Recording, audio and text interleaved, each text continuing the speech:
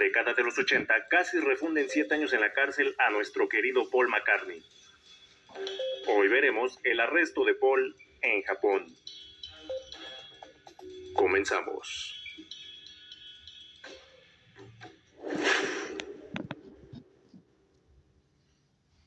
Como les dije, esto sucedió en 1980, pero para comenzar esta historia nos tenemos que remitir un poco más en el tiempo, es decir, a 1960, año en que Paul McCartney empezaba a ser todo un delincuente juvenil. En ese año, los Beatles todavía eran una banda pequeña que estaban haciendo su lucha por triunfar, así que fueron a una gira por Hamburgo, Alemania. Los integrantes de la banda en ese entonces eran Paul McCartney, John Lennon, George Harrison, Stuart Sutcliffe y el galanazo empedernido y expulsado de la banda, Pete Best. Y si no has escuchado hablar de él, pues no te preocupes porque aquí tienes a tu desquacerado creador de videos y ya existe uno hablando de su historia en este canal, para que pases a checarlo una vez que termines este. Los Beatles dieron conciertos en varios bares locales. En palabras de John Lennon, él y los integrantes de la banda crecieron en Hamburgo. Obviamente no físicamente, sino que maduraron ahí por tantas experiencias, como aquella cuando espiaron a George Harrison mientras perdía su virginidad, o aquellos cuando dormían detrás de una pantalla en el cine local porque no tenían dinero para un hotel, o la más importante, la primera experiencia de Paul McCartney en la cárcel. Y esta fue ya casi al final de la gira. Paul McCartney dijo: "Ay no, pero qué aburrido, ¿qué tal si pegamos un condón en la pared y le prendemos fuego?". "Maravillosa idea tuvo usted, caballero", respondió Pete Best.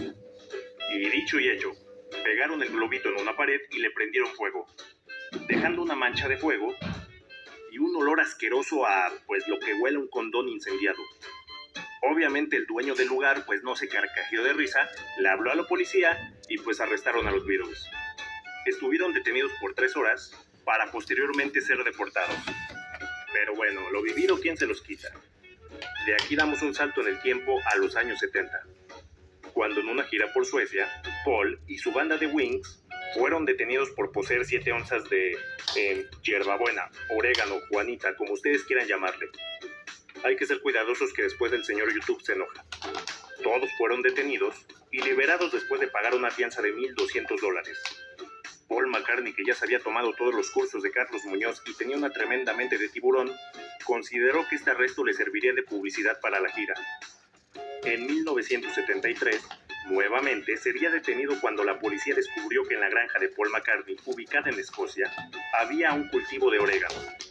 Paul fue detenido y salió después de pagar una fianza de $150.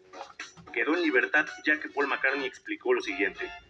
Y escuchen muy bien porque para mí su explicación es toda una joya. Él explicó que realmente no sabía que era hierba de la que te pone feliz, sino que la razón de que estuvieran sembradas era porque sus fans le mandaban semillas por correo y él las plantaba.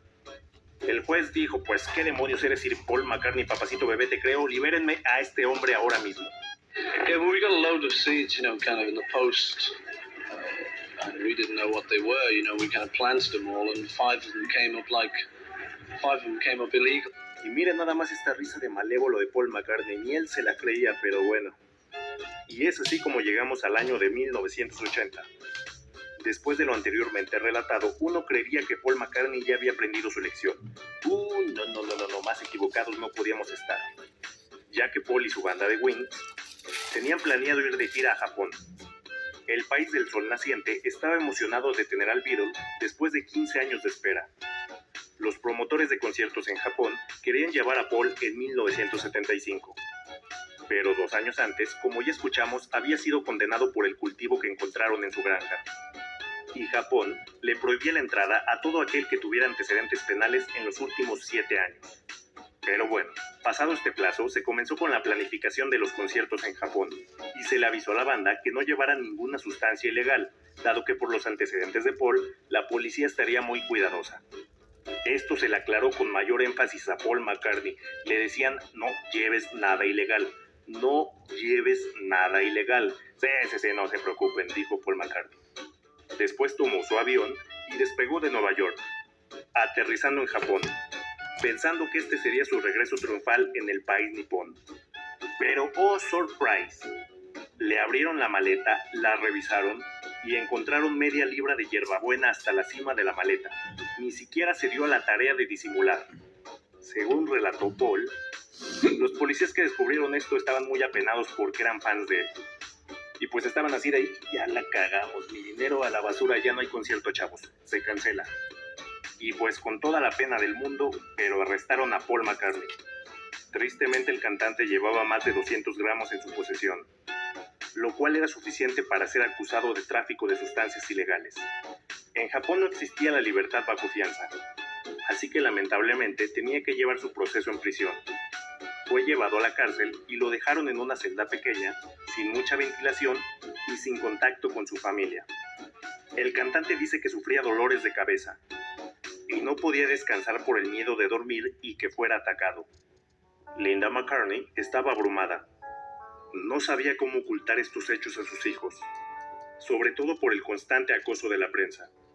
Ella decía que era una tontería la seriedad con que tomaban este suceso en Japón. Eran muy estrictos y Paul era una persona muy bondadosa. Primera y última vez que visitaba ese país, es lo que dijo Linda. Paul McCartney fue sometido a varios interrogatorios y en cada traslado la gente se conglomeraba pidiendo la liberación del cantante. Esto se había convertido en un escándalo mundial. Y pues no era para menos, ya que el cantante se enfrentaba a una pena de hasta 7 años en prisión. El senador Edward Kennedy, hermano de John F. Kennedy, se comunicó con la Embajada de Reino Unido en Japón manifestando su preocupación. Esto porque Paul ya tenía arreglado unos conciertos en Estados Unidos. Mismo sentimiento de preocupación sentían sus excompañeros George y Ringo. Por su parte, John Lennon pues no dijo nada.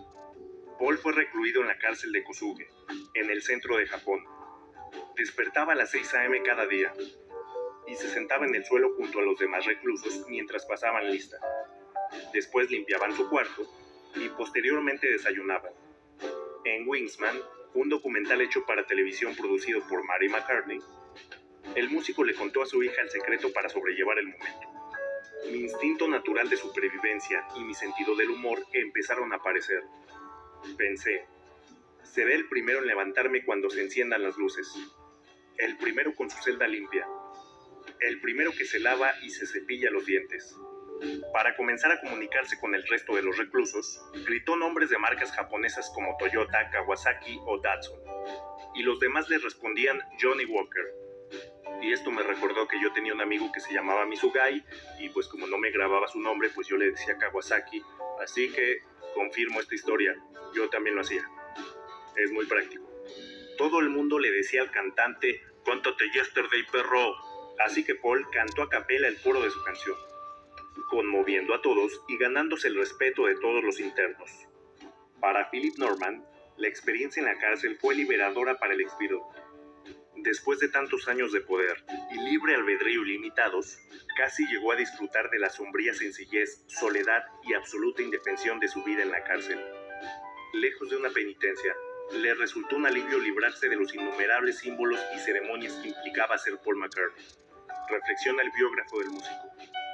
El 25 de enero de 1980, Paul McCartney finalmente fue puesto en libertad, después de que el gobierno japonés se diera cuenta que estaba haciendo arder al mundo arrestando a un cantante del nivel del Beatle.